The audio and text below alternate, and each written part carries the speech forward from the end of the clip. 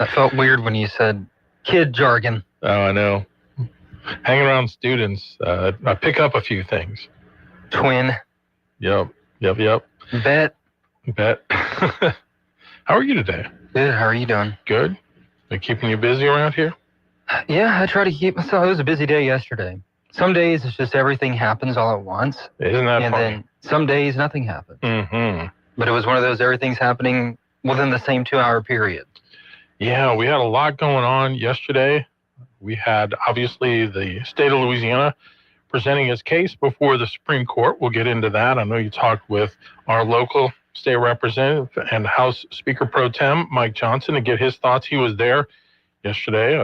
Saw him in the background during Liz Murrell's kind of impromptu press conference that she had in front of the Supreme Court building. And then we also had kind of an update on carbon capture with the governor making an announcement. Executive order, we could talk about that as well. Decently big news there. So we have a lot to get into today. Forest Hill, you had a bank robbery. Yeah. So the robbery happened yesterday, or just the arrest came yesterday? Yesterday. Everything yesterday. Wow. All right.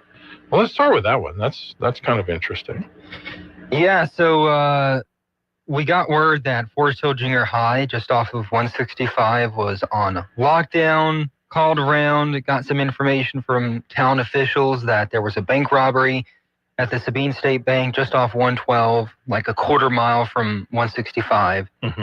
By the time I even got there, they arrested the person. He's identified as William Mitchell. His mugshot is on my Facebook page. I think he's originally from not Rapides Parish, but somewhere in Louisiana. I'll get that information here in a second. I think New Orleans area, if I remember. I thought it was not Ville Platte. I'll have to say Ville Platte, yes. Okay. William Randall Mitchell, 42, formerly of Ville Platte. So the latest release, RPSO, several other agencies, Forest Hill Police responded to the bank. The chief of police of Forest Hill got there within minutes, and they were told a white male with a backpack entered the bank and demanded money. No injuries, and an unknown amount of cash was taken. They got the guy's description. Later on, they found him in a wooded area off of Perkins Road in Forest Hill. They arrested him without incident. Several items of evidence were collected at the scene, including a note used during the robbery that allegedly made threats to the Forest Hill Junior High School involving a possible explosive device. The school was put on lockdown as of abundance of caution. They swept the school, found nothing there, deemed it safe. They arrested him. He's charged with first-degree robbery and terrorizing. He was also found that he had a felony warrant in Orleans Parish for probation parole violation. He's in jail. No bond has been set. So, Jeez. Interesting situation. You don't hear about bank robberies very often. Right. And in Forest Hill of all places. Right. But it looks like everyone's okay. Scary situation, I'm sure, for the people in the bank. Something you don't expect, but did reach out to the bank. I don't know if they're going to say anything. I don't know if they even should, to be honest with you, but yeah, seems like everyone's okay. Yeah, seeing this guy's mugshot, I mean, just looks a little sketch for sure. Yeah, go ahead. It's on Stephen Maxwell TV on Facebook. Yeah. Man, so when did you find out about him? I found out right after the show. People were messaging me, Forest Hill Junior High on lockdown. I was like, oh, here we go again, with the lockdown situation. Yeah. Turned out not to be that. I called city officials. They said, can't say much right now, but this happened. I was like, okay. So I had to go interview Brian. Didn't have to, but I had a scheduled interview with Brian Sespiva that'll air later today. Waited on that just to see if it was worth driving to Forest Hill, because you just never know. And got the interview, drove over there. Talked to the police chief. You can see his interview on my Facebook page as well. A new police chief, too, after the situation with the visa fraud case. Yeah. The Glenn Dixon had to resign, so Jason Francis, former state trooper, is now the police chief in Forest Hill. Forest Hill people are very easy to work with, very, very open and honest with us, so we appreciate that. Wow. That's crazy, though. But it was a little scary. It was resolved, I think, fairly quickly. Mm-hmm. Fairly quickly. Yeah. So just thankful that nobody was hurt or anything like that. I mean, at the end of the day, it's only money, and they got it back. So that's good to see. But wow. Like I said, it's not the place you'd expect it. No. And it sounds like something that we'd cover back, 50 years ago. Like, oh, bank robbers on the loose. Yeah. Not making light of it, but it's just not what you'd expect. You never know what's going to happen every day. Right. All right. So that's one of the local stories we had yesterday. Another story we had obviously involved what's going on with congressional districts across the country. And we kind of went in depth with this story a little bit yesterday with the state of Louisiana and the lawsuit that they had that was before the Supreme Court. And basically the court listened to arguments, and it all has to do with what role does race play when it comes to determining congressional districts, and how does the Voters' Rights Act play into that as well.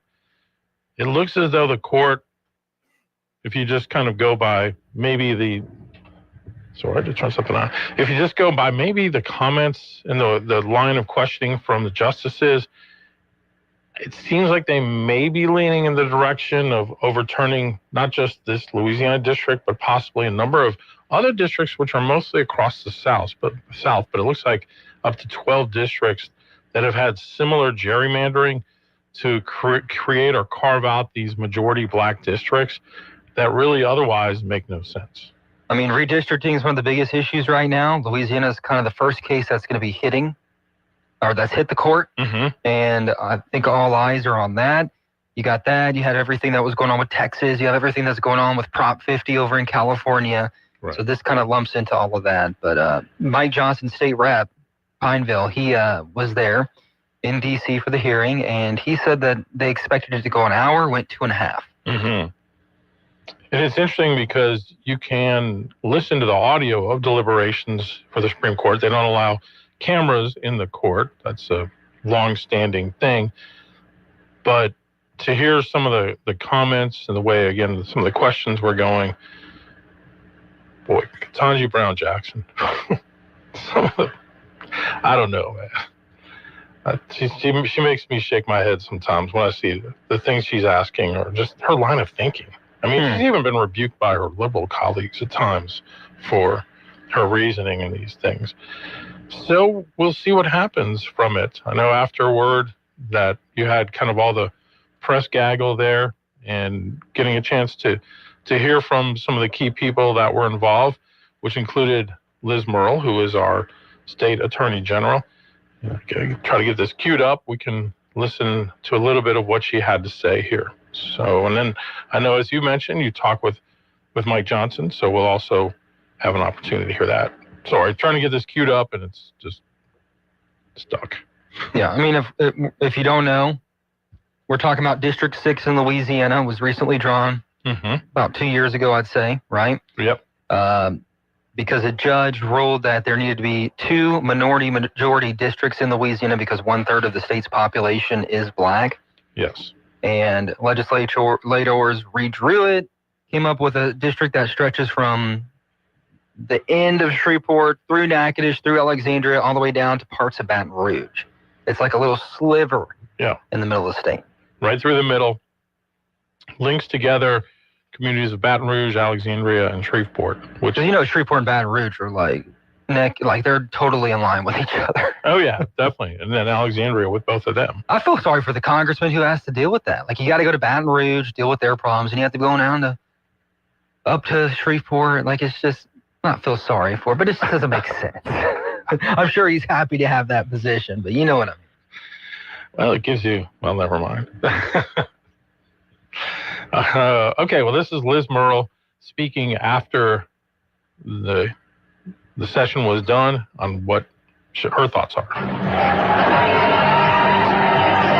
Someone's asking the question. Well, he said all along that you have to look at how the population is. I'm not sure why that audio was really bad, because it wasn't when I heard it yesterday. That was the basis on which Is that her talking? Yeah. Well, forget that.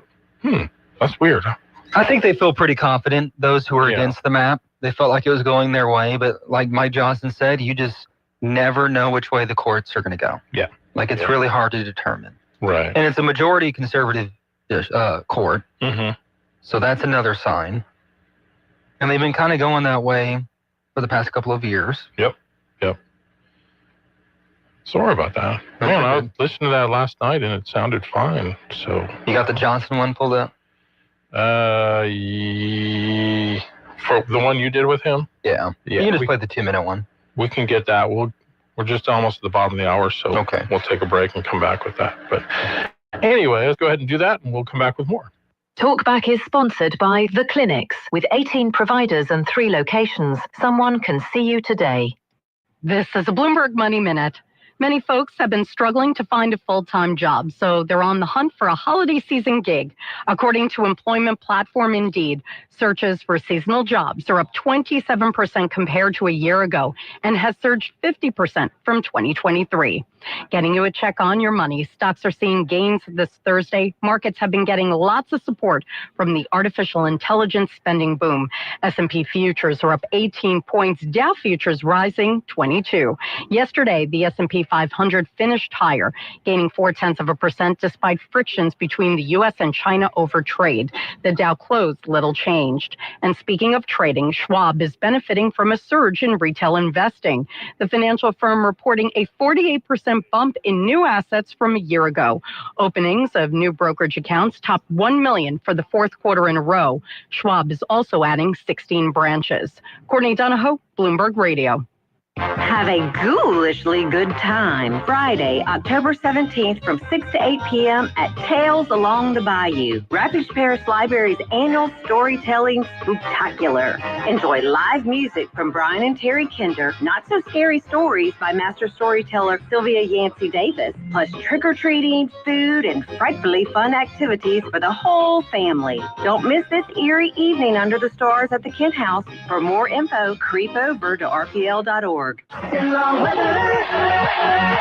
Well, definitely enjoying this nice weather, but at this point, we could certainly use some rain. Sunshine on our Thursday, a warm day, 89 for the afternoon high. Partly cloudy skies for us tonight as we get down to 62 for the overnight low. It's the warmest it's actually been for a while. Sunny skies for our Friday, highs 89. And as we look ahead to the weekend, sunshine Saturday, some showers Sunday. And there's your forecast from the Cenla Broadcasting Weather Center. I'm Dave Gratian. If you'd like to take part in the show today, call the BOM Bank Talk line at 442-8255. That's 442-TALK. And remember, if you're looking to purchase or refinance your home, call Christina Bagwell at the BOM Bank Mortgage Department at 448-2430. 970 AM, 104.9 FM, KSYO. To take part in the show, call 442-8255. That's 442-TALK. Talk back. All right, welcome back, everyone, on your Thursday. Alan Stephen with you here today. Again, if you're just tuning in, the Supreme Court yesterday heard Louisiana's case on congressional mapping, the issue over what is the current District 6 held by Representative Cleo Fields, a map that was redrawn to include a second minority majority. That came after a judge had ruled there needed to be 2 minority majority districts in Louisiana since we have 1/3 of our population that is black. Those against the map say that it is racially gerrymandered, which is not allowed actually under the law. Our local state representative, Mike Johnson, was in Washington, D.C., not to be confused with the Speaker of the House, Mike Johnson, who's also in D.C. But Stephen had a chance to talk with him yesterday after the hearing. He was there, and here's what he had to say about what all went down. The hearing's only supposed to last an hour. It went 2.5 hours, and there were still questions. Every single justice had questions, and it was encouraging from the questions I heard. I think those that oppose any changes were very adamant. They made statements rather than a lot of questions, but some of the questions from Justice Kavanaugh, from the Chief Justice, from Justice Thomas, and others were very clear that they see the situation, and I think they realize that Louisiana's the case before them right now, but that there about to be several others. The courts have done some things recently relative to the Equal Protection Clause and the Voting Rights Act, and now we're to the point of where it seemed obvious that the court recognizes that the district that we have now was racially gerrymandered. They acknowledge that racially gerrymandered districts are unconstitutional. And they understood that the legislature had a real, and not only Louisiana, but all over the country, had a terrible dilemma on how to balance and know exactly what the courts want. Because on one hand, you're supposed to create the district so that and also that's insulting to me, is that it lends to a stereotype that that African Americans can only be elected if other African Americans make up a majority. I don't believe that's true. And I look to Pineville, who for 25 years had an African American mayor with a 70+% white population. So I really feel like they realize that this needs to be expedited. So, my hope is that it will have a ruling before the end of this year, which is really only a couple of months. We know from talking to the Secretary of State that with the elections at the exact same time as they are right now, she would have to have maps by the end of December to be able to make it so. There is the option of perhaps moving the elections maybe a month further, and that would give January as a possible time that the court could rule. But to tell you that we know, we don't. We know that they have to have a ruling by next summer, by next June. But our hope and our belief is that they'll rule either late this year or early next year. Okay, again, that was State Representative Mike Johnson. Stephen talked with him yesterday. He was in Washington, D.C. for that hearing before the Supreme Court. He makes a great point. Everyone assumes that just because somebody's black and they live in a white district, people might not vote for them. But Pineville, the city of Pineville, blew that up for many, many years. The whole scenario comes down to this: to create a second majority district in our state and in other states. The way you have to configure these maps is nothing short of political gerrymandering for racial purposes. And under the current law, that's actually not constitutional. Yeah, I don't know how that could stand. I fully expect them to overturn it if I had to put money on it. Don't have money, so hey, can't do that. But I'm assuming they would. Yeah. Because this is kind of nonsensical. Right. And as he chronicled, part of the issue for the state will be when the court actually announces a ruling on this, which, we'll have to see what the timing of that is. We've got the primaries next year here in the state of Louisiana, which will be now a little different because it's closed primaries, meaning if you're a Republican, you can only vote in the Republican primary, Democrat only in the Democrat primary. The timing of it, when those maps would be redrawn, is going to put some pressure on the Secretary of State to get that all in place in time for those primaries. Mm-hmm. And and here's the other thing too, and we didn't get into it with that soundbite. If they overturn the map for it to affect the next election, it would have to be done before the end of December. They'd have to get that decision in because that's unless they push back the primaries. That's what I was going to say. Then that could maybe push it back a month or two. Yeah. So not a whole lot of time to do this. Right. The court has until summer to make a decision. One of the primaries next year are scheduled for, was it like around March? It's in the spring. I think April or March. Which, I mean, you could push those back a couple months, theoretically, I would think. I don't know. We could try and get the somebody on about that. I mean, because if you think about it, pretty open. We have races that all the time at the federal level. We'll have our elections in November, and then there'll be a runoff, and then December you're coming back just 4 weeks later. So it's not like they can't do that. Hey, if you can whip up a presidential campaign in 107 days, I think it's possible to do one for Congress. Like, apparently so. Yeah. All right. Now, during the hearings yesterday, there was kind of a moment that's gone viral, and it involves Justice Ketanji Brown Jackson. Let's take a listen to this. I guess I'm thinking of it, of the fact that remedial action, absent discriminatory intent, is really not a new idea in the civil rights laws. And my kind of paradigmatic example of this is something like the ADA. Congress passed the Americans with Disabilities Act against the backdrop of a world that was generally not accessible to people with disabilities. And so it was discriminatory in effect because these folks were not able to access these buildings. And it didn't matter whether the person who built the building or the person who owned the building intended for them to be exclusionary. That's irrelevant. Congress said the facilities have to be made equally open to people with disabilities if readily possible. I guess I don't understand why that's not what's happening here. The idea in Section 2 is that we are responding to current day manifestations of past and present decisions that disadvantage minorities and make it so that they don't have equal access to the voting system, right? They're disabled. In fact, we use the word disable in Milligan. We say that's a way in which you see that these processes are not equally open. So she's comparing black people to disabled people? That's a weird argument. I don't know. A lot of that was over my head. She likes to use big words, but at the end of the day, if you're kind of listening through it, that's what she basically said, is that...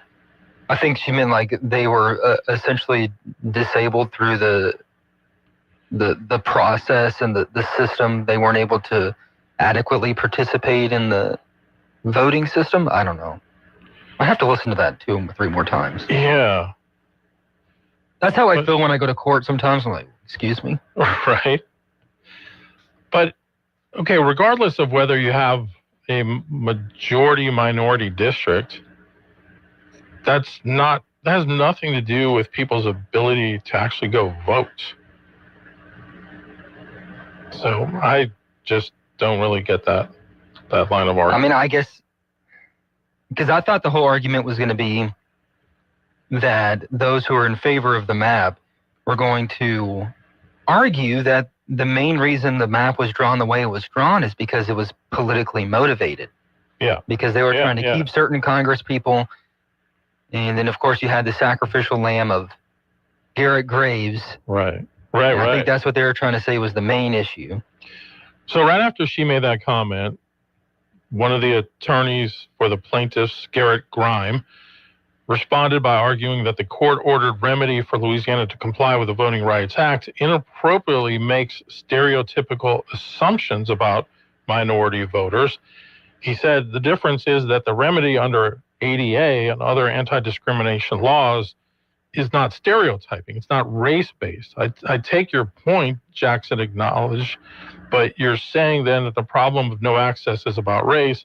It's just too bad because you can't have a remedy that relates to race, to which Grimes shot back, absolutely not. It's whether the remedy that relates to race involves stereotyping voters and making assumptions about their politics and their views and their thoughts based on their race. And that's the problem. It doesn't exist in other civil rights statutes.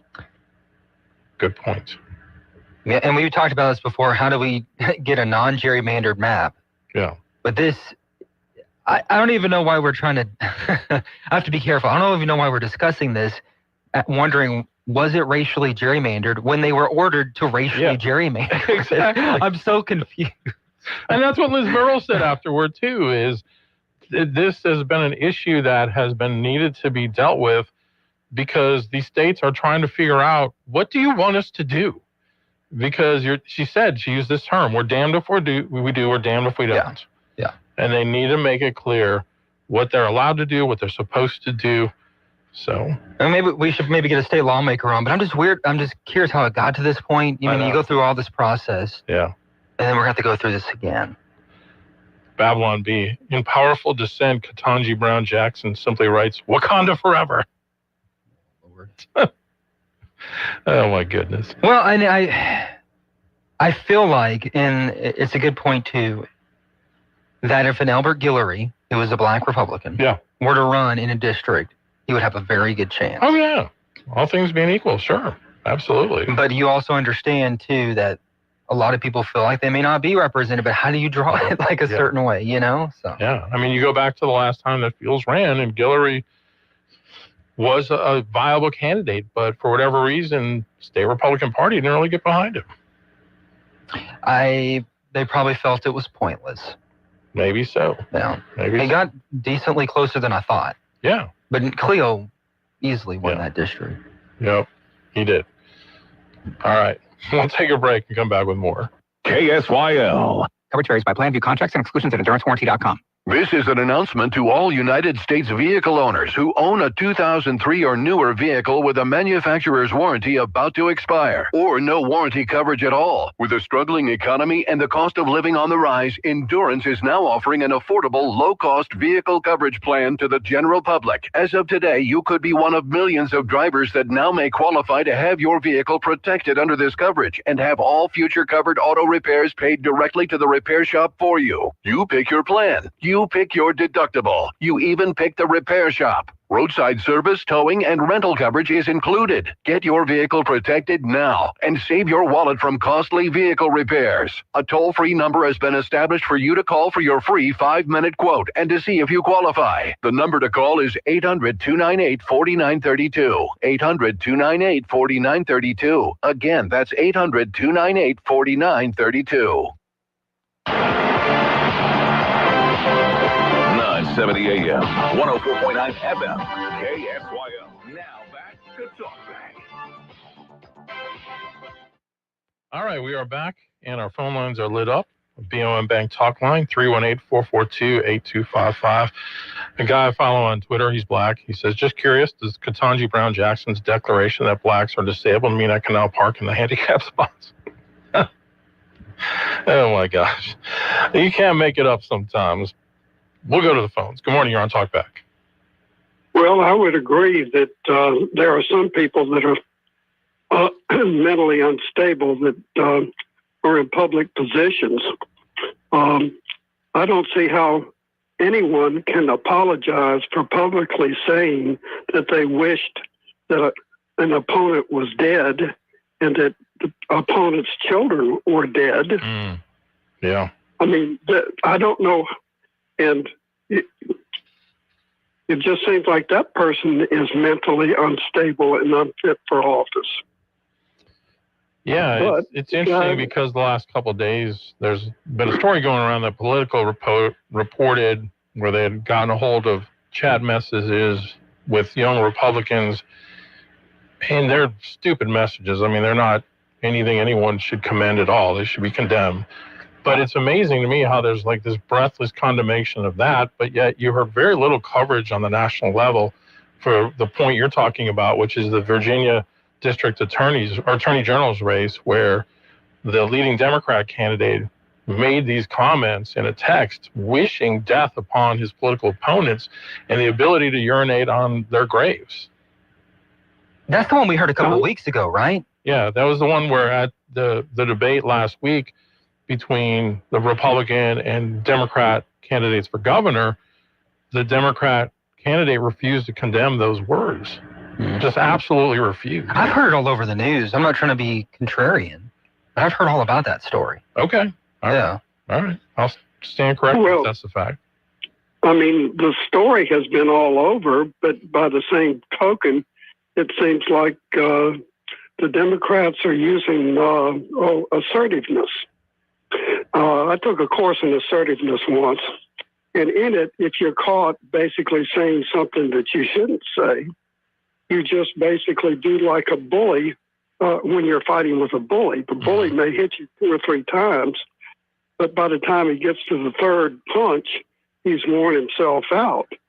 And so in essence, what you do is you say, well, yeah, you're right. I shouldn't have said that, or this, that, and the other. And after the third time, fourth time, the person says, well, you shouldn't have said that. You deflect by saying, no, I agree. I shouldn't have said that. Well, with respect to the Democrats, the Attorney General candidate, in quotes, apologized, but in essence, the Democrats just basically are ignoring it. I don't know about that. I think this is so dumb. They're both wrong. It's over. Let the voters decide in Virginia who they're going to elect. Okay, I agree with what you're saying. If the voters even know that has happened. I think Virginia is well aware. If I know in Louisiana, I can imagine Virginia not knowing. You think, but you never know, or maybe they just don't care. Yeah. And that would speak to what's going on over there, you know? Well, if you look at the most recent elections that we had in the state, I doubt that any of the I don't know in the mayoral election in New Orleans what turnout was, but I suspect it was probably pretty low. And in the local elections in this region, I doubt that they were over 20%. Yeah. Right. And it just, who cares? Well, I guess the people that listen to Talkback care. Yep. Hey, that's a whole other issue there. I agree with you on that. It's ridiculous. And did you know in Australia, if you can't prove that you have a legitimate reason for not going to vote, you can actually be put in jail? I think that's ridiculous, but I get it. It's your right to not vote, too. Yeah. Yeah, well, your right to vote is a no vote. Yeah. If you don't vote, it's a no vote. Essentially, yeah. Oh, well. All right. I get it. Yeah. Thank you for the call. We appreciate it. All right, we'll come back right after this. Talkback is sponsored by The Clinics. This is Dr. Jonathan Hunter. At the clinics, your health is our priority. Whether it's a routine checkup or ongoing care, we are here for you. Dr. Noah Miller, our newest family medicine physician, along with 5 other dedicated family physicians, are now accepting new patients. Schedule your appointment today. And remember, if you're ever admitted to the hospital, our doctors will see you there too. Most insurance and Medicare are accepted. The Clinics, 1587 North Bolton, 445-9823, online at theclinics.us. Central Louisiana has what it takes.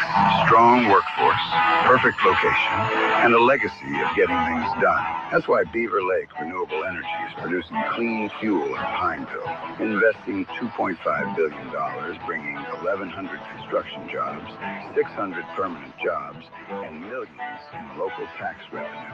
Made here, powered by us. Visit BeaverLakeEnergy.com and see how we're putting Central Louisiana back on the map.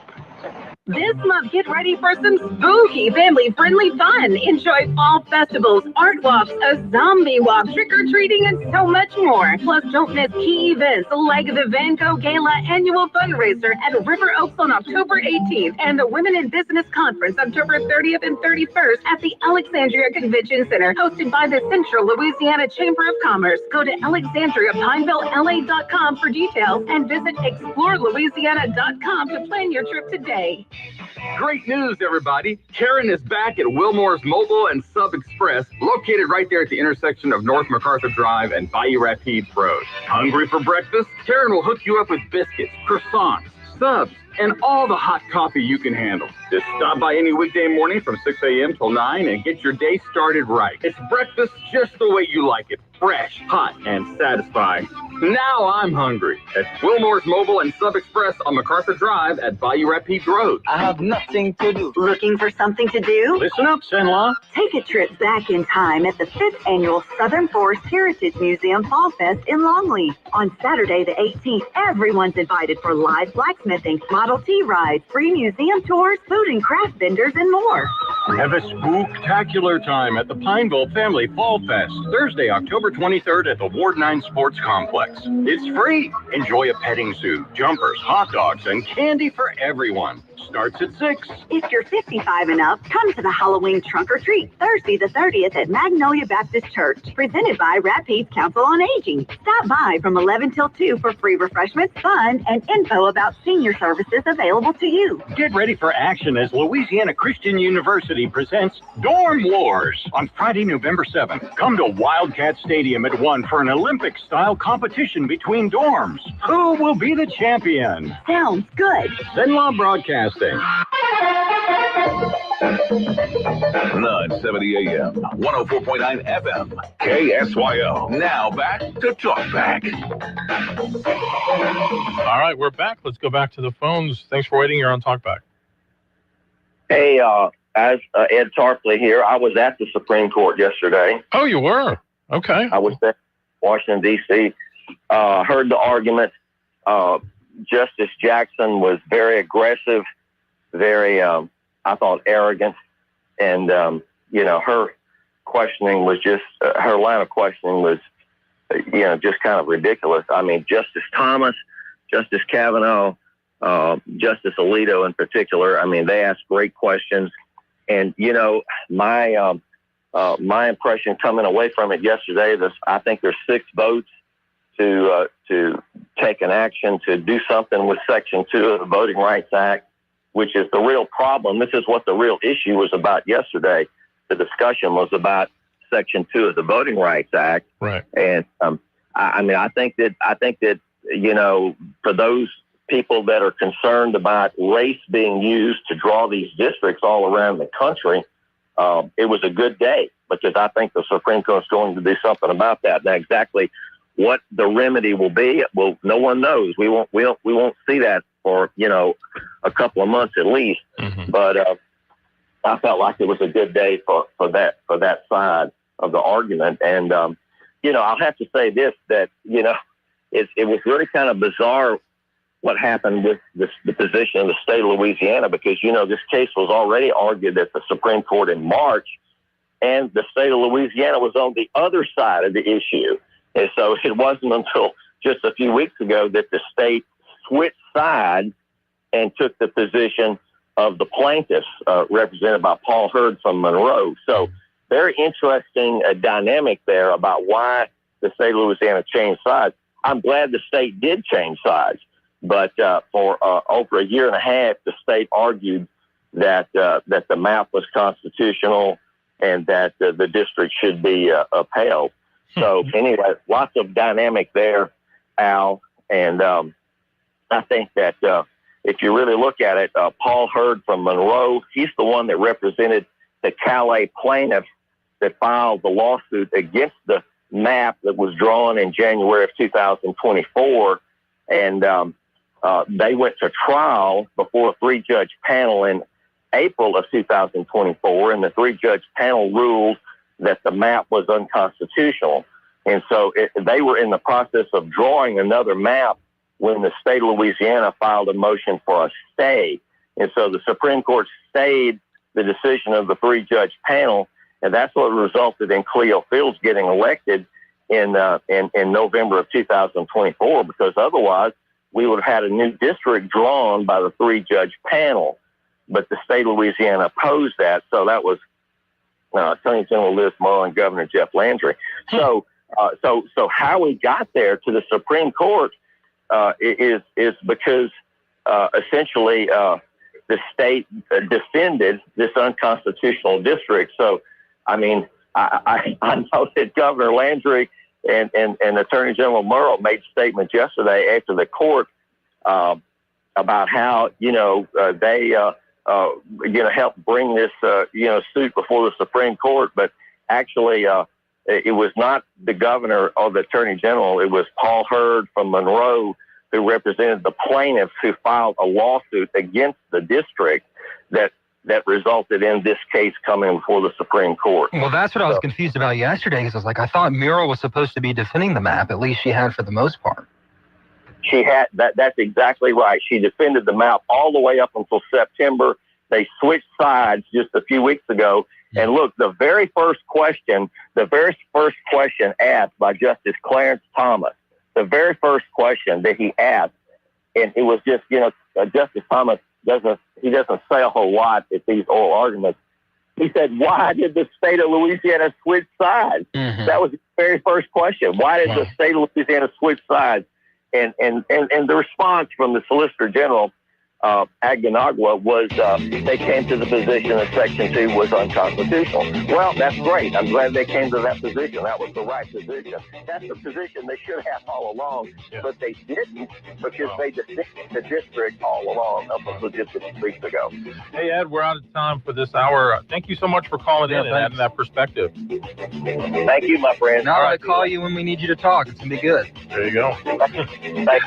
All right, take care. We'll be back with more Talk Back on the other side.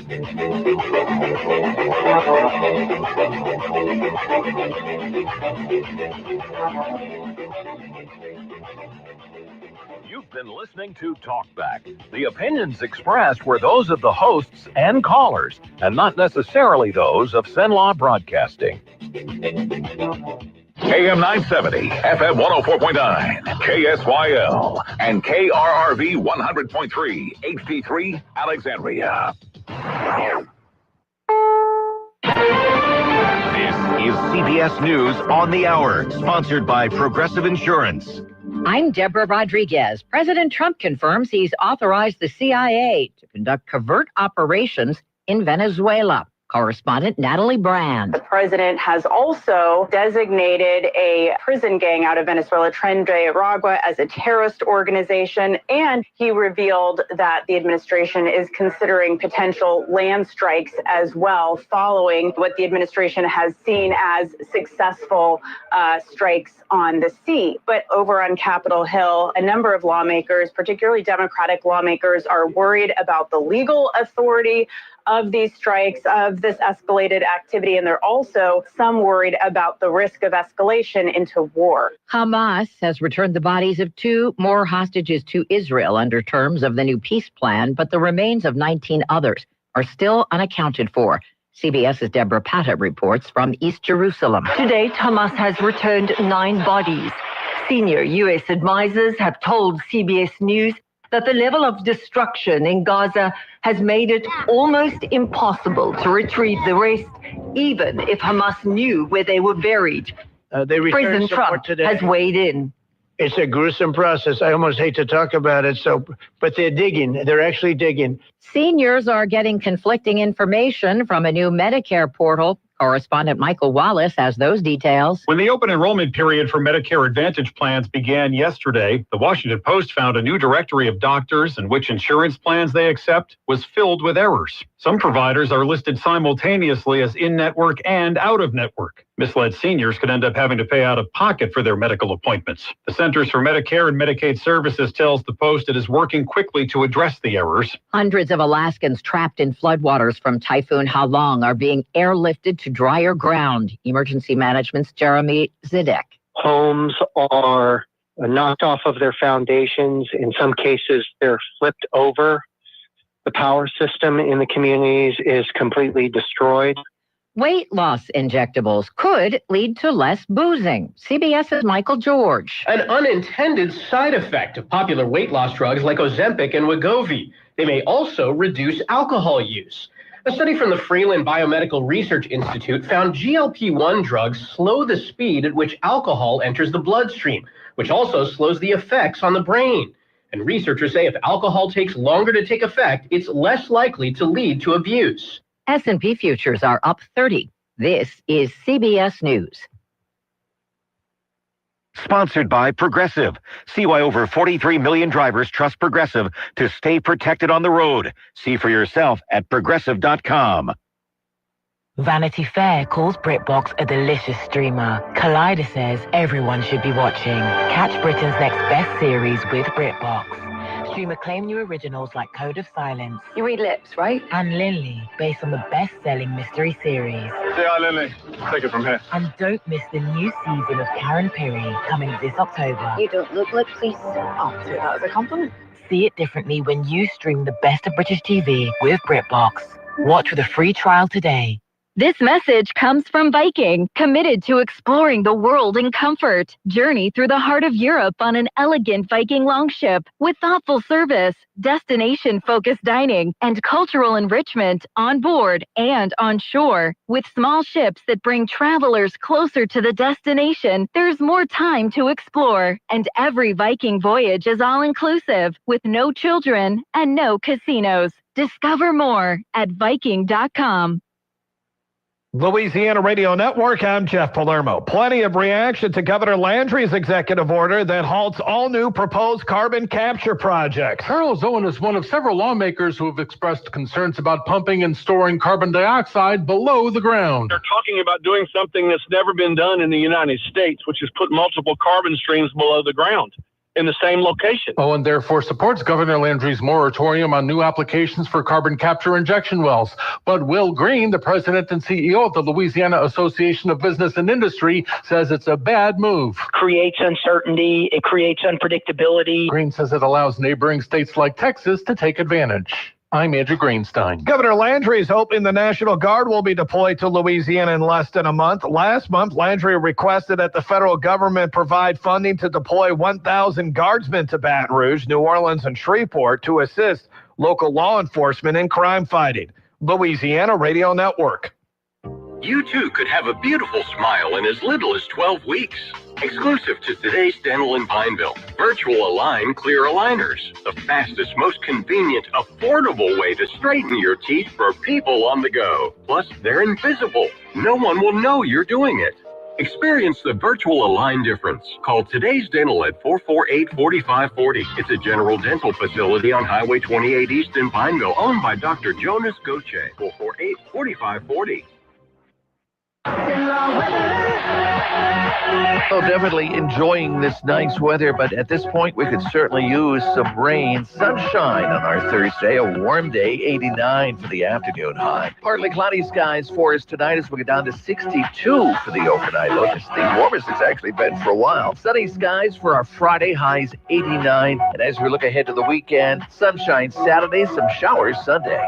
And that's your forecast from the Cenla Broadcasting Weather Center. I'm Dave Gratian. Talkback is sponsored by The Clinics. With 18 providers and 3 locations, someone can see you today. It's Talkback, Central Louisiana's longest-running talk show. Whether it's the guests or the callers, Talkback is where Central Louisiana begins its conversation.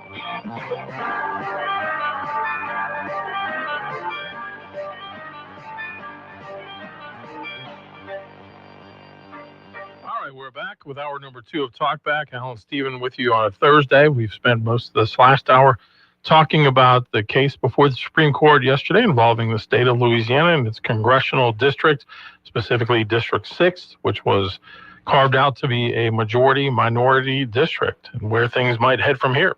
We've had a couple calls waiting. Let's go to those. Good morning. You're on Talkback. Hey, good morning. Thank you for taking my call. I wanted to get back to that AG race in Virginia. The reports I have from the podcast I listen to is that it's bumped the polls for the AG race and for the governor's race, but only in areas where the news has got out. And the Democrats have a lot more money. That's how it always is. And they have successfully suppressed it in large areas of Virginia. And we've got to make that type of thought shameful again. My pastor keeps saying that we need to bring back shaming again. Gary Hart dropped out of the race in the 80s for president because news broke that he had an affair. He thought the American people will not accept this. So he dropped out of the race. Now, 6 or 8 years later, Bill Clinton blew right through that. He in his mind, the American people would not accept that. We've got to get that about violence towards our political opponents. When reports come out and we have the text, it's not like it's an allegation or an innuendo. This is solid. When someone makes those assertions, then that person's got to be, have the scarlet letter on them that neither party won't touch, no matter where they come from. And until that happens, we're not going to give up that card of violence against our political opponents. And look, he didn't just threaten his political opponent, he threatened their families. Man, that should cause the field to run up everybody's spine. That's scary. And another thing I wanted to bring out was the war on drugs. For the longest, the accepted wisdom was that the war on drugs was a failure, and so both parties, the establishment Republicans and the Democrats, this is just something we're going to have to live with. Well, Trump said no, and so he's actively fighting a war. And now the response to what the establishment Republicans and the Democrats did, those guys became filthy rich, and they're not giving up their deal easily, and they've announced bounties on ICE officials, ICE employees, and their families. I don't know if y'all heard that, but $2,000 for if you'll dox an ICE official, or if you follow them, $10,000 if you'll murder or kidnap an ICE employee, ICE agent's family, or an ICE agent himself or herself, and up to $50,000 for a big dog. And man, that costs us as Americans to all say no. It doesn't matter that there's Republicans that are in office now. Both parties should say this is not acceptable. That our people should feel threatened because they choose to participate in law enforcement. They deserve our thanks and our appreciation and our admiration. You're breaking up pretty bad, dude. Oh, sorry. I'm at the same place I always called you from. I don't know what's going on, but anyways, it's a scary time when there's bounties on the heads of our law enforcement officers. And so both parties, we've got to join against this war on violence and make it unacceptable. Anyway, thanks for letting me speak my piece. Have a great day. Yeah. All right. Thank you so much for the call here on Talkback this morning. I mean, I agree. We should just really take a stand against all ridiculous rhetoric, violent, explicit, demeaning, dehumanizing. It's all ridiculous. I don't know how we got to this point. It's happened like the past 10 years or so. Maybe not the violence, but just the weird back and forth. I mean, I'm willing to bet that a lot of people, when they were young, said or texted or chatted stupid things, foolishness, whatnot, but it doesn't come out. Now, some of these young men on the Republican side that are involved in campaigns and working for sitting congressional members or whatnot, I mean, they're just stupid. I mean, there's no other way to say it. It was horrible jokes, awful stuff, stuff we can't even say over the air, I don't think. Right. And they're going to probably suffer the consequences for it. I'm not going to lump all the young Republicans and conservatives into the same thing. I'm not going to lump all the Democrats into some thing that the AG candidate said. Yeah. It's just all ridiculous. But we've made it into who said the worst thing? Who was the worst at this? It's just kind of dumb. I was more just disturbed that the candidate for governor wouldn't condemn it. Yeah, obviously you should. I don't know if she has or not. I'll have to take your word for it. I'll look it up. But she should. I mean, it's ridiculous. No, the point when which Winsome Sears is, to her face, calling her out for not doing it. She's just looking ahead, like with this blank stare on her face. Interesting. Yeah, that's ridiculous. And I'm sure there's some sort of political reason for her why. Not saying that's good. Of course. Maybe they got something on her. I don't know. Yeah. But it's awful. Yep. And I don't know why. Okay, like J.D. Vance on Twitter with the whole back and forth over who's saying the worst stuff. He goes, I'm not going to be worried about what college kids say in a chat. He goes, it's whatever. Just say what they said was bad. It's awful. But this thing is just maybe worse. That's all you say is I condemn it. Right. But I feel like they can't do that because he's probably going to run for president one day and he needs to look like the tough, I'm not going to take crap from liberals thing. I just say I condemn it. It's stupid. Yep. It's all bad. All right, let's take another call. Good morning. You're on Talkback. Good morning. Good morning. I heard Goose Bowl the other night. Yeah, I did. So get ready for winter. Now we can have to come on the phone. Can you get closer to your phone or something? We can't hear you. Yeah, I didn't really hear what you said. It's kind of echoey. Sorry. Can you hear me now? Yeah. A little better, yeah. Go ahead. Okay. I heard geese go over. So it's getting closer to winter. When is the Olive Garden going to be open? December. December. Yes, sir. You said Olive Garden, didn't you? Yeah. Okay, yeah, December. Thank you. Yep. All right. Thanks for the call. Everyone's in a tunnel this morning. Yeah.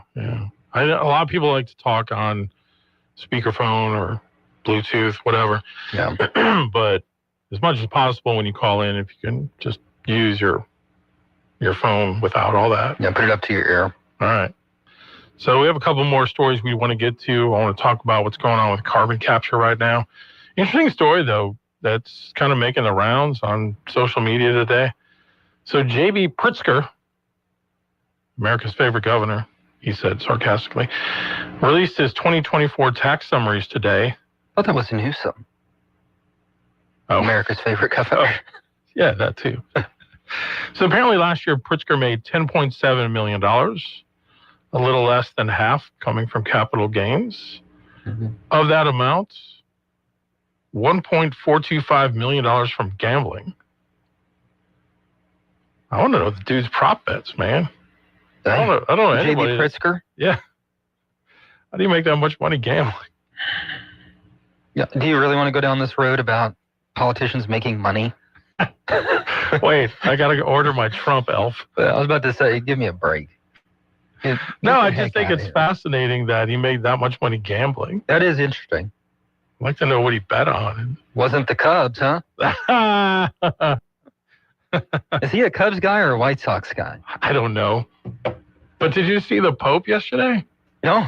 Okay, let me see if I can find this. This is hilarious. He's a Chicagoan too, correct? Yeah. So he was riding around yesterday in the Pope mobile, and come on, computer. All right, so here, take a listen to this. Hopefully you can hear it.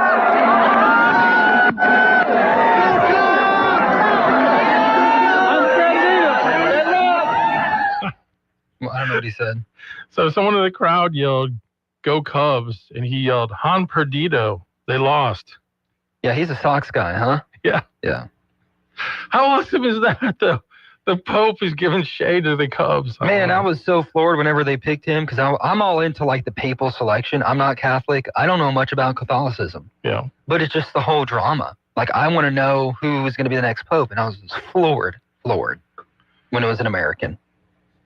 It was interesting. And now I don't care again. Yeah. But yeah. It's always fun and interesting.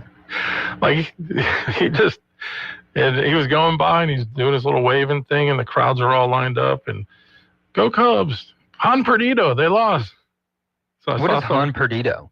Am I supposed to know what that means? I think it means they lost. Oh. So he said it in. Well, I remember the drama whenever Wrigley Field said, "Congratulations, Pope," or something. He's like, "Well, I'm a White Sox fan." Or his brother said, he's actually a White Sox fan. Mm-hmm. Han perdido means to lose in Spanish. Nice. That's one of the greatest things I've ever heard. So, are you a big Pope fan now? You like the Pope? Yeah, now I am. Yeah. You were Catholic as a young kid, huh? I was raised Catholic. Interesting. Yeah. But yeah, he's worn his White Sox hat before. He was at the World Series in like 2003, huh? Yeah. There are pictures of him. How the heck do you find that? I remember that, yeah. Somebody like just found this crowd shot and he's sitting there. Yeah, okay, I want to go back, and this might be a bit of a controversial statement, but we're talking about people finding stuff, and we're going back to these text messages that are coming out. Mm-hmm. Is it okay to say both things? Like, those text messages from all these people were horrible, right? We can agree on that. Yeah. But should people's private messages consistently be publicized? That's something that Vance, I guess he was on the Charlie Kirk podcast yesterday, and that's what he said. He's going to tell his sons, first of all, to not use that kind of language, but if you do, don't put it in some kind of chat group where some slime ball will release it to the public. Mm-hmm. Yeah, who's the person that releases that? I mean, yeah, kind of a bro code where I don't think you should be releasing private messages, but those were bad private messages. Yeah. But it's happening more and more, and it's a lesson. Everything you text has the potential one day to be exposed. And me and you know this. We grew up in the broadcast industry. Yeah. When you have a mic on, you assume it's hot. Yeah. Even if you're on a bus with Billy Bush. You'd love to get your little jabs in. No, seriously though, like you know me. But I like to joke a certain way, especially back in the days. Oh my! I would joke, but I don't think I would make those jokes. Yeah. Like Nazi jokes. Right. Racial jokes. I don't think so. I would never do that. And I get kids are stupid. Yeah. But it's always the locker room talk thing afterwards, right? Yeah. You know. Yeah. So. I mean, do think, though, there is a difference between young kids that are obviously still very immature and just stupid versus a seasoned political veteran like Yes. Yeah. That's worse. I mean, he's running for office. He's threatening them with their lives. That is awful. I mean, you know, people that are obviously interested in being in public office or working in it, making those kind of jokes, saying that, you know, you shouldn't expect a Jew to tell the truth, or if you want to go to the, just all these horrible things. Yeah. That's a problem too. But of course, in the immediate, the violence thing is probably more concerning. Right. Is more concerning. I don't know if you saw it yesterday. They had a thing on News Nation yesterday where it was like a panel discussion. You had people from the right, people from the left, just kind of talking on what's going on in the world right now. And there's everyone's doing this now. Yeah. But Stephen A. Smith had some interesting comments. Are you going to say something? I just want to say, there it is. Trying to be very respectful to everybody because they deserve it. Why? Let me say that, no, because you deserve it. But let me say this. I don't think Washington understands how ticked off we truly are. Right. Think about the conversation that we're having right now. You brought up the single-payer system, emulating Canada. You know, we're looking at a president that just gave $20 billion to Argentina. We're hearing about or witnessing what I consider to be a retribution tour. And even though, to some degree, I don't blame him because of how people went after him, still, it appears to be counterproductive. We're listening to this kind of stuff while a young man walked up to the microphone and said that he had to leave here to go and work on DoorDash to help pay for his daughter's tuition. Meanwhile, everybody up here getting paid. But he ain't. This is this kind of stuff right here. That's how you know, and I'm not accusing any of you directly or personally of feelings where I'm just talking about the apparatus that is Washington, the nation's capital. This is why you have so many Americans, excuse my language, so pissed off at Washington, because somehow, some way you get to have these conversations, engage in specific elements of it to talk about what we need to do to get things better. Our debt is $37.8 trillion. Somehow, some way, the taxpayers been paying this, been throwing money, because we all look at our check, and it's been going to the government. And somehow, some way, you're supposed to be doing something constructive and productive enough to make sure that we don't have that kind of deficit. It isn't happening. A government shutdown is going on right now. A man has to work on DoorDash when he's really an air traffic controller that we applauded. And we're up here talking about how much some money is going to cost. And the only person that don't have a check coming is him. You know what I'm going to do? I'm going to take a break. You know, and we get a lot of calls on here too, like, you know, Trump we're seeing a shift in the way the country thinks, Christian nation, this, that, and the other. It was never about that. It's all about how well is my pocketbook doing. That is why Trump is president. They felt hurt. They felt like they couldn't make the ends meet, and they couldn't pay for anything. You couldn't live just the simple, tiny, little American dream. And Trump's promised lower grocery prices, making things more affordable. That's why he won. And Kamala couldn't communicate that for a number of obvious reasons, and even her economic policies weren't communicated well. And that's all it's going to come down to again in 3.5 years. That's all it's about. No, you're right. At the end of the day, people tend to vote their pocketbook. So I mean, and he makes a good point. We're talking about all this ridiculous stuff, and all of it's very important. Yeah. But the majority of Americans who don't read every news article and call in the talk back just want to pay for things and live. And granted, we're still better off than like the majority of human history. Right. Don't get me wrong. I mean, it's like, how great can we have our first world, you know, minimize first world problems? But it could be better for sure. Got to get those wages up. All right.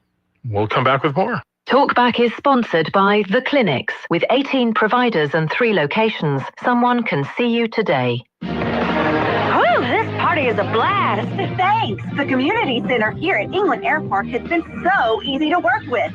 They let me pick my own caterer, decorator, and DJ, and they handle the rest. I definitely recommend them for your upcoming 40th birthday party. You mean the 29th? Make your special occasion more memorable. Book the community center at England Air Park. For availability and details on rental agreements and event planning services, visit englandairpark.org. For the city. This group loves to compete. This group's not going to back down from anybody. We bleed. A lot of joy competing with these kids. Tech Blue. And I know we're going to fight and scratch and claw to compete for Conference USA Championship. Join us Tuesday. Tech returns to Ruston to face the Western Kentucky Hilltoppers. Our coverage begins at 5 on your home for Bulldogs football. Louisiana Tech football, exclusively in Cenla on 94.7 ESPN. A message from Israel Air Conditioning and Heating. Yeah, my mama, she told me to pick up and call Israel Air. She told me Israel Air. She told me. She said they'll come running with comfort beyond compare. And a very fair price. Because you know we're all about your comfort, no troubles. Call 442-6657. That's 442-6657. We're all about your comfort, If you'd like to take part in the show today, call the BOM Bank Talk line at 442-8255. That's 442-TALK. And remember, if you're looking to purchase or refinance your home, call Christina Bagwell at the BOM Bank Mortgage Department at 448-2430. 970 AM, 104.9 FM, KSYL. To take part in the show, call 442-8255. That's 442-TALK. Talk back. Rivers in rural areas were on fire because of corporations poisoning the people who lived in those areas. Poor middle-class communities getting poisoned and dumped on by corporations like Deloitte and 3M, pouring chemicals into these places. And they want to call it a democratic priority. Rivers. All right, AOC saying that Deloitte has been poisoning the rivers. Only problem is Deloitte is actually an accounting and consulting tax firm. They don't do chemicals. Who was she trying to talk about? People are thinking she might have meant DuPont. No. But. I don't know. You're the worst human, AOC. You got to get it right. Never make a mistake. I just play that for kicks. All right, we've got more calls coming in. Let's go to them. Good morning. You're on Talkback. Hey, Steven. We got to raise wages. Totally agree. But you can't just arbitrarily raise the wages. People have to desire to work and have to have a work ethic, and they have to have a skill that's marketable. Just keep it up with inflation as an employer. Hey, you're breaking up, man. Sorry. I don't know what's going on with the phones in North Rapids into Grand Parish, but it seems like they're sketchy. I was having Am I jacked up too? Yeah, you're messed up. Now you're sounding okay. Oh man, and I'm saying I'm on the phone itself. Yeah, no, you sound good. It's just that it's breaking up a little bit, but now it's not. So proceed. Just trying to keep up with inflation, keep up with pay raises, to keep up with inflation is one struggle. But, pay rate wages can't just arbitrarily go up. You cannot just raise the minimum wage and expect a change in a positive way. It doesn't work. I always try to explain this to people. Product more expensive. If you have a company, let's just say theoretically, you have $1 million set aside or budgeted for your employees. That's how much you can pay your employees based on your business model, your profits, etc. You can pay $1 million. The government comes along and says, okay, let's just say theoretically that you're paying each of those employees $100,000. 100,000 times 10 is $1 million. They say, nope, you got to pay them each $150,000 or $125,000. Guess what? Your budget for those employees doesn't go up. You can't change that. So what do? You can pay those employees more, but you're going to have to cut out one or two of them to meet your budget goals. I don't understand why politicians, I get why politicians don't get it. They're just trying to score political points. Right. It's for them, it's not about the actual process of making it happen. And that's why we're happy to have Donald Trump, who's not a typical politician. He does understand that if you cut out if you just raise the minimum wage, you're not going to solve the problem. There's a bigger issue, and then part of it, a large part of it, is the desire to work. Yeah. People want things for free. They don't want to go out and work. We struggle to find young people to teach trades, and they just don't have a work ethic. Yeah. Come 2 o'clock, they want to be done with the day. It's like, hey, you're just getting started, man. Right.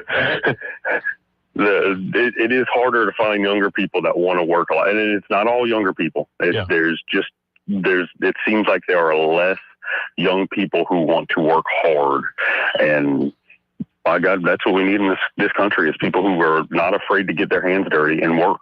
No, don't confuse me with wanting to raise the minimum wage. That's not what I was advocating for. No. I wasn't saying that. I'm using that as an example. Like that's not the solution to it. Yes, the wages have to go up, but it can't just be arbitrary. There has to be a demand for that. There has to be something that drives the wage up. Yeah, and the cost of goods going up doesn't drive the wage up. Right. Yeah, I think the work ethic issue is a huge problem. No doubt about it. Yep. All right. Thanks, man. Appreciate the call, as always. Yes, sir. You too. We'll take a break and more calls coming up. This is a Bloomberg Money Minute.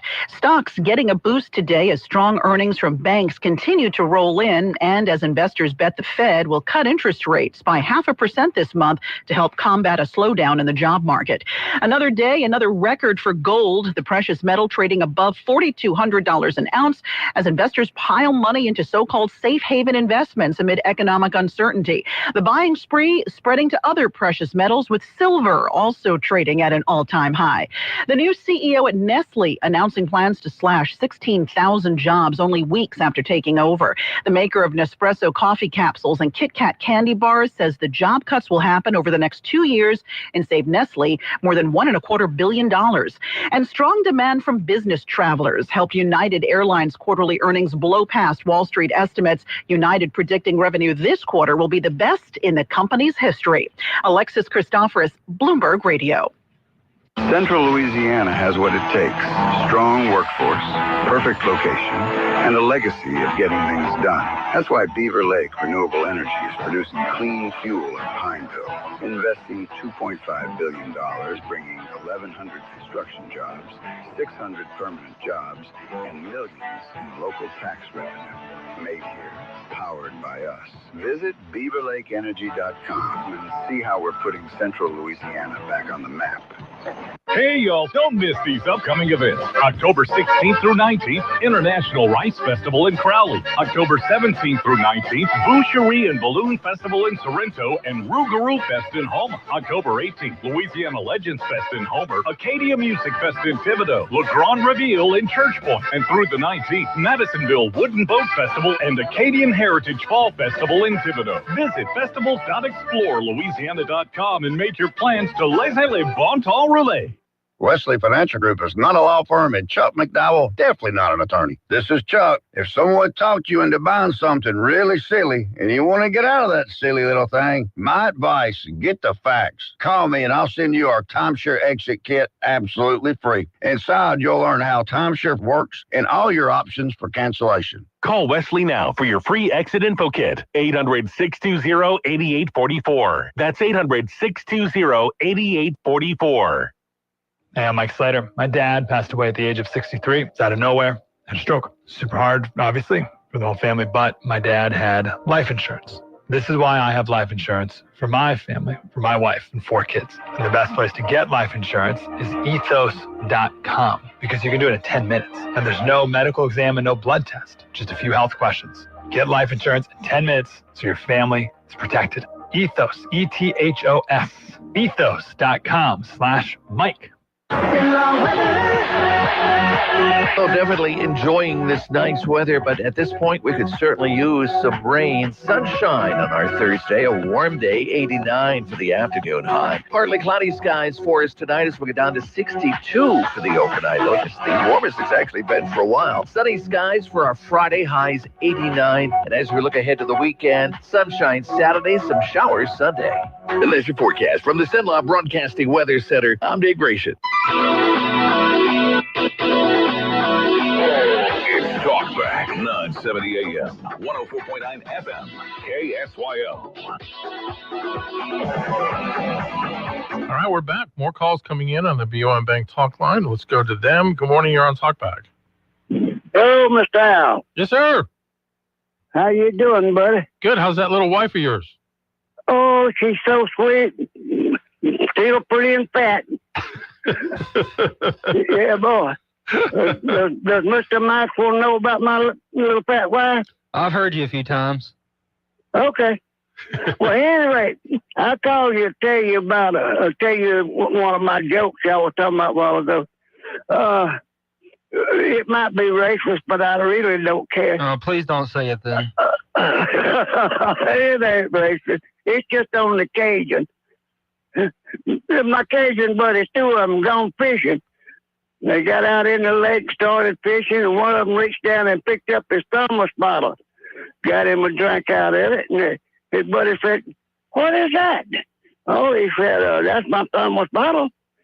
So, what you do with that?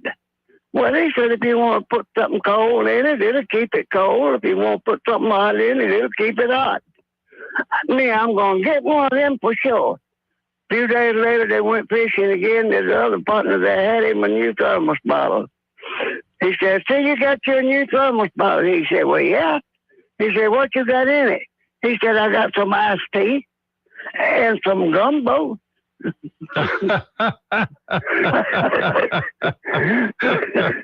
Oh, man. Okay. All right. So, got a lukewarm mess there. All right. That's not racist at all. That's funny. All right. Thank you for the call. Thank you, sir. I love hearing that guy's voice. All right. Another call. Good morning. You're on Talkback. Good morning, Al. Good morning. Do you know when Matt Ritchie's going to be back on? He is scheduled, I believe, for, is it next Tuesday? Yes, next Tuesday, the 21st. Okay. Was he elected to that national board? That's going to be a couple months. Yeah, I don't think they've had the election yet. But he's been out campaigning, so that's why we haven't. He missed his last time, so it'll be a month since we had him on. But what I'm wondering about, they're building something on Esselfield Road about a quarter mile on the right past the entrance to the hospital. They cleared the land, a concrete driveway, and hauled in dirt. So I'd just like to find out what's going on in there. Well, I'm sure he'll know. Okay. All right. Thank you. All right. Thank you, too. Appreciate that. Okay. So yesterday, Governor Landry declared a moratorium on new applications for carbon capture injection wells in Louisiana after years of growing complaints from people who live near where these projects are being planned. The order calls for companies to make more efforts to seek out public and local government input on those projects as the governor seeks to balance pressure from constituents in rural Louisiana versus what energy companies are wanting to do. It was a 12-page executive order. He says the changes are happening to provide a clear roadmap for citizens and local officials to create transparency for the public and to recognize the reality of the intensive time required to review each project. There's estimates of about 2,000 hours per project on that. So the order drew some response from industry groups who feel like it could hamstring what could be a boon for the Louisiana economy, including Tommy Fosho, who's the president of Louisiana's Mid-Continental Oil and Gas Association, says these kinds of projects could, quote, breathe new economic life into our communities and create opportunities that will help keep our kids here in Louisiana. Using a line we've kind of heard several times, let's not let Texas and other states waiting in the wings take this moment from us. So there we are. Yeah, the executive order dropped yesterday morning. It's a lot. There's a lot of whereases at the beginning about how this could be a big economic boost. Texas might be taking advantage of this. We want to be the energy leader in America. It's part of Trump's plan. A bunch of stuff like that. Then it gets to the point where it talked about the moratorium for future projects for CCS or Class 6 injection wells. So the ones before that, before the date of this executive order, are still moving forward at this point. Yeah. In fact, on that note, Capture Point, that's the company that is planning these injection wells in Rapides and Vernon Parish, they sent out a news release saying that their hub project is advancing on Louisiana's shortlist for carbon storage permitting. I'll read the release. Capture Point Solutions LLC announced today, and this was dated the 15th, so this was yesterday, that its Central Louisiana Regional Carbon Storage Hub, known as the Cenla Hub, has been selected for the Louisiana Department of Conservation and Energy shortlist of carbon capture and storage projects advancing to final Class 6 permit evaluations. Their president and CEO, Greg Harper, said this is a major step forward for the Cenla Hub and for Louisiana's carbon management future.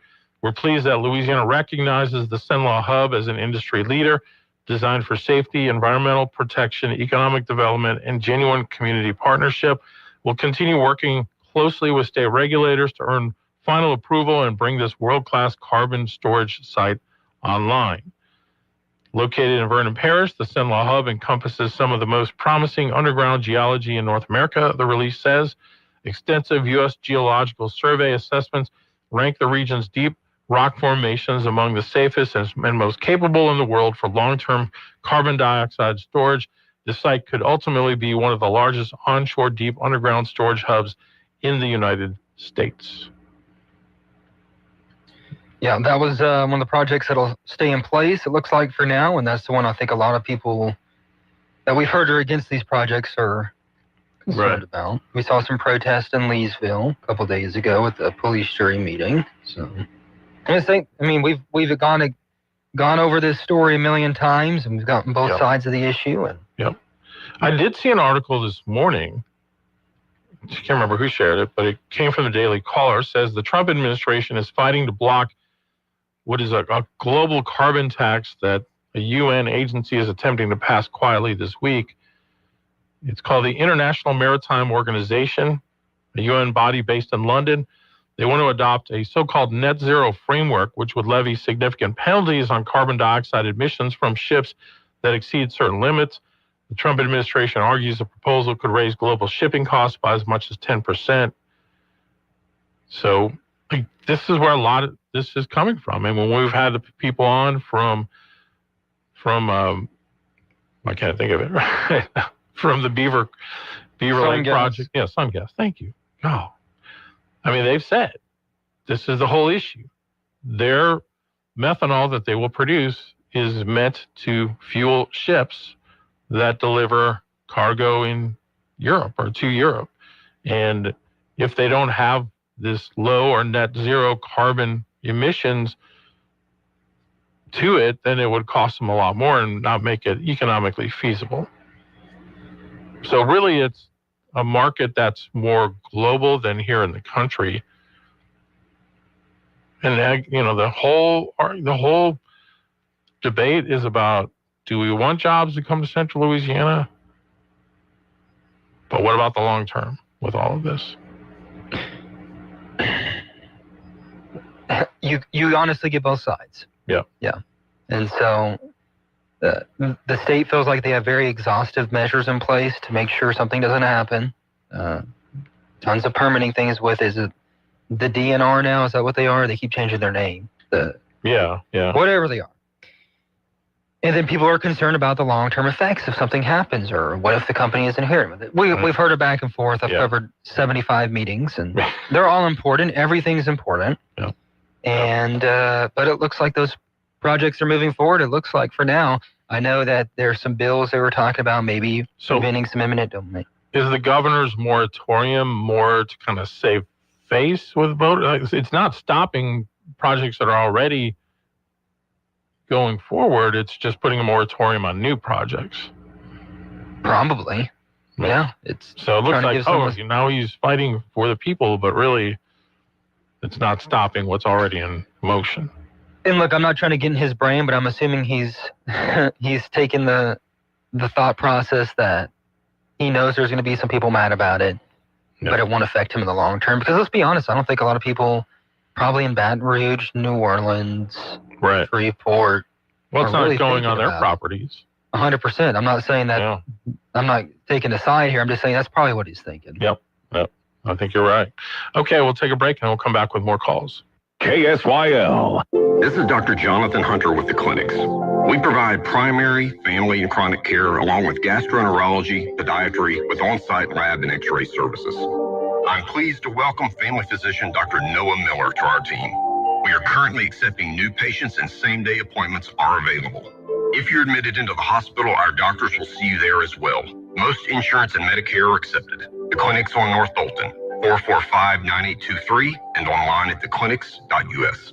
Got a big day ahead of you? Then it's best to fuel up with some of Sinla's best at Bricato's restaurant. Walk right in and just smell that home-style cooking. Place your order, take a seat, and do breakfast right till 9:30 this morning. Get fresh biscuits, eggs any way you like them, melt-in-your-mouth pancakes, grits, hash browns, sausage, bacon, even wraps and sandwiches. And don't forget their fresh brewed coffee. Bricato's restaurant. 28 West, right across from the Coliseum. Your breakfast is waiting for you. Hi, I'm Rhett with Entergy Louisiana, and I'm a customer too.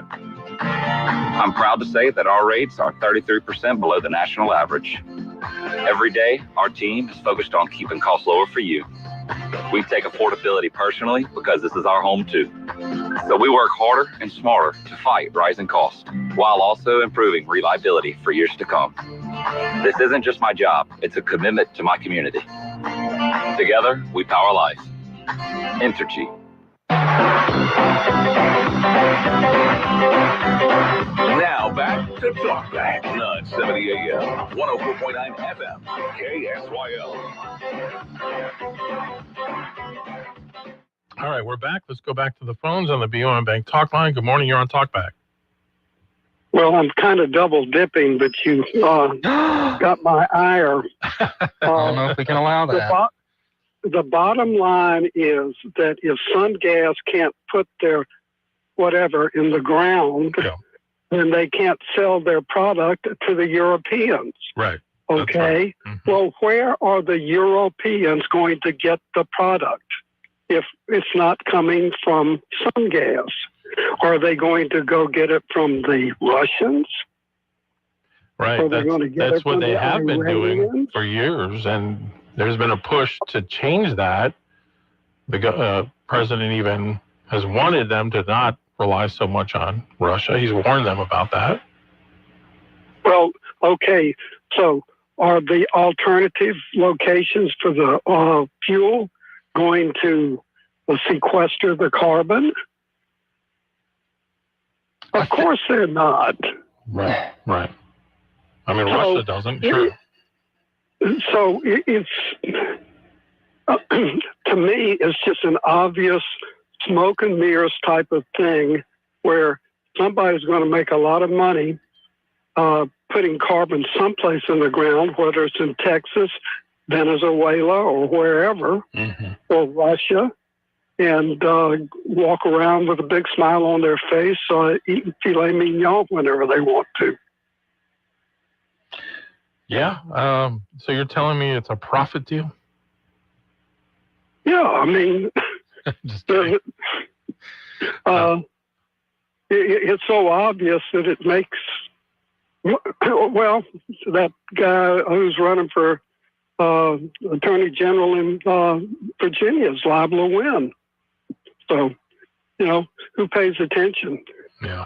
That's what these guys are basically basing their thing on. Only about 10% of the people care. And if the other 90% don't care, they win. Yeah. So anyway, sorry to double dip. Hope you all have a good day. All right. Thank you for that. We appreciate the call. Let's go to another one. Of course it's for profit. Yeah. Everything we're... Whatever. But maybe he's alluding to those who will get the money on the side too. Maybe. I don't know. All right. Good morning. You're on Talkback. Yeah, that commercial where the guy says, "Oh, if we don't do it here, it may go over into Texas." That is a lie. Because Moon Griffon once in a while talks with Wayne Christian, the head of the Railroad Commission in Texas, and they're over oil and gas too. And he said they're not about to do that. So that guy just lying and hoping that nobody checks up on him. But another thing, now this is going to be a civics lesson today. Okay. I live between the village of Forest Hill and the town of Glenmora, which is about 20 miles south of the city of Alexandria. What determines if something's a village, a town, or a city? Is it population or what? And I'll hang up and listen. Y'all have a good day. Okay. So what determines if it's a city or a town or a village is smaller, huh? Yes, I would think so. In Louisiana, what determines if it's a city, town, or village? Is there a reason why we're looking this up? Or is this for general curiosity? You just asked, right? What does this say? Okay. So a village, 1,000 inhabitants or fewer. Town, 1,001 to 4,999. A city is anything 5,000 people or more. Well, where I'm from, we couldn't even be a village. Were you unincorporated, as they say? Yep. There you go. The lawlessness out there in rural Allen Parish. Yeah. You didn't have any government out there. It's what formed me. He was formed from the ground. No. He got it out the mud. That's true America right there. That's it. No. But Steve was out there chewing tobacco. I was. We thought we were cool too. You know what our field trip was in my school? You'll never guess. What? We would in ag class we'd have field trips to castrate hogs. I'm not joking. But we had so much fun. We'd go out there and try and chase them and wrestle the hogs down. And we'd chew our chewing tobacco and all get sick and act like we all liked it and thought we were cool. Good times. Yep. Every kid should grow up in the country, don't you think? It's got its pros and cons. Yeah. I enjoyed it, I guess. Yeah. Made you into the man you are today. If you weren't playing basketball in the backyard, you had to go fishing. That's about all you had to do. Or get in trouble. Do you like fishing? I do love fishing. Yeah. I didn't really do the hunting. Like my family just never did it. Right. Everyone else in Fairview did, but I just never did. Yeah. I went squirrel hunting. That's it. Shot your squirrel. Got a few of them. Squirrel gumbo's pretty good. You enjoyed it? Just got to take the BBs out from the shotgun. That's true. So. Yeah. All right. Another call. Good morning. You're on Talkback. Oh, good morning, gentlemen. Good morning. I just have one comment about why a lot of the big time proponents, that's a tough word to say, of climate change don't believe what they're saying. People like Biden, Obama, and John Kerry, if the coastal areas are going to flood in 12 years because of climate change, how come they own mansions on the beach? Right. Yeah, even Obama's, remember they bought like an oceanfront, oceanfront property in Rhode Island or wherever that in Arizona. Yeah. Yeah, so they obviously don't believe what they're saying. Yeah, and I just saw a clip the other day. It was from like 1980s CBS News broadcast where they're saying in 20 years, state of Florida will be underwater or something like that. It was like, okay. Yeah. You know, so unfortunately, we have the receipts on a lot of these things. Or fortunately. Well, thank you for your time, gentlemen. Yeah, thank you too. Appreciate that. Let's take one more call. Good morning. You're on Talkback. Did y'all watch Cackla Harris? They're doing her dance the other day. I did not see her doing her dance. Should I have Did you seen like it? the description? Oh, Did you no. like it? No. What do you mean, no? Well, speak for yourself. Okay, Al wants to hear it. Well, she danced kind of looked like an epileptic corpse. Okay. I was wondering, now that it looks like they're going to solve the deal in Gaza and Palestine, maybe, what are the communists going to adopt for another another reason to go communist. You know, what will be the new cause? You thought about that yet? No. What about communism and Gaza? Well, the communists, they organize all the, you know, Save Palestine, homosexuals for Palestine, whatever. So you're saying they need a new cause if there's peace? Yeah, they need a new cause. Looney Tuneberg girl. But I remember back in the 70s when the early 70s when Vietnam was winding down, all the war protesters I knew they were all communists, the ones I knew. They were looking for a new cause, so they took up environmentalism. And that's when we gave them the name watermelon, green on the outside, red on the inside. But it's like, why doesn't Red China have get into the environmental thing? It's because they're already communist. Yeah. All right. Well, thank you for the call. Appreciate it. Have fun. You know, you were talking about field trips. There's a video. Sometimes it'll pop up in my algorithm. This black guy's talking about like growing up in Alabama or somewhere, and they took him on a field trip to a cotton field, cotton plant. The way he's describing it is just so funny. It is just so funny. But speaking of Kamala, she was being interviewed the other day. Steven? Oh my God, why are you so obsessed with Kamala? She's never going to be president. I just thought you'd enjoy this. Okay. That is a decent resume, but go ahead. But well, some people have actually said I was the most qualified candidate ever to run for president. Some people have said that I'm the greatest talk show host in the history of Sunlaw Broadcast. I mean, what qualifies you to be president? Some people. I don't know. I mean, she had the qualifications. Doesn't mean she might be right for the job. Vice president. But the election was stolen. I forgot. My bad. AG of California. I'm not sticking up for her. I mean, but those are decent stepping stones to be a president. Well, senator. Some people said she's the most qualified candidate. I mean, Hillary was... See, you're going to trap me in this qualification definition. I mean... I just think it's funny. Because some people could say, you could say some people say anything. Some people say we need to take a break right now. There you go. So we will. Talkback is sponsored by The Clinics. Attention all real estate agents, property owners, and lenders. When you or a client needs a real estate attorney, call the professionals at Thompson Law Firm. Whether the legal matter is basic or complex, the Thompson Law Firm can accurately guide you or your client to a successful outcome. That's why numerous industry professionals have trusted the Thompson Law Firm for years. They also handle estate planning, successions, and business law. Call them at 473-0052. I am a paid non-client attorney spokesperson. When advanced cancer care is close by, you can get a potentially life-saving screening without having to miss playtime. You can get treatments and checkups and still get home for dinner. And when that care comes from Christus Health, you can rest easy, knowing you'll be treated with genuine compassion. And that we'll be with you every step of the way. Your health, your life, our purpose. Christus Health.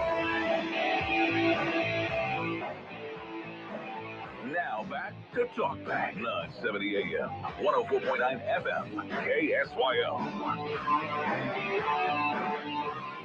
All right, some people say we should take this last call for the day. Good morning, you're on Talkback. Good morning. Good morning. All these protesters that want to free Palestine and all these colleges, and I think we ought to send them back all over there to Gaza to help rebuild. That's a thought. Yeah. I mean, you haven't really heard much from them since the peace deal was struck. So exactly. Yeah, maybe they're going to something find something else to protest. Well, can y'all be all like on the same side? I mean, Trump's anti-war. They're anti-war. What do you want? Somebody's got to rebuild Gaza, so why not send the protesters? Well, yeah, that's a thought. Okay. Well, thank you for that. Appreciate it.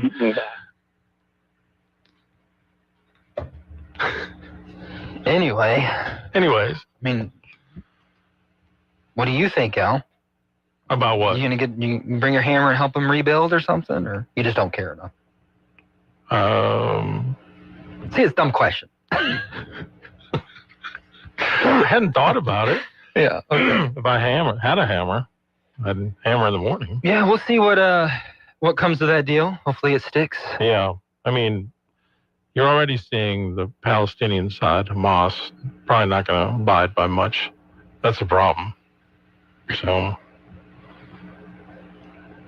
I'm glad they're not killing each other anymore. It was awful. Yeah.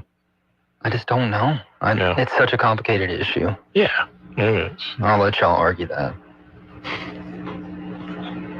What do you mean, let you? Aren't we in this together? Sometimes I wonder. Sometimes I really do, Al. Why? I don't know. I'm joking. I don't care. Man. I don't care about nothing. Come on, Steven. What are you covering today?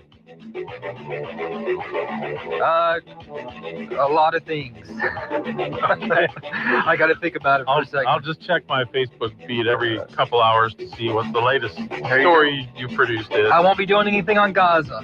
Not today. Not today. Not today.